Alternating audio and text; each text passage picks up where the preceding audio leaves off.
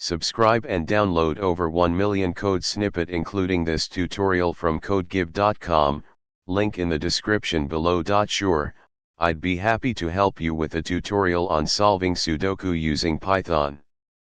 Sudoku is a logic-based combinatorial number placement puzzle. The goal is to fill a 9x9 grid with digits so that each column, each row, and each of the 9 3x3 subgrids that compose the grid, also called boxes, blocks, or regions, contain all of the digits from 1 to 9. In this tutorial, we'll create a simple Python program to solve Sudoku puzzles using a backtracking algorithm.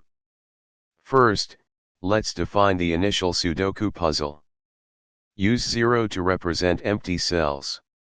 Now you have a basic Python program to solve Sudoku puzzles using a backtracking algorithm.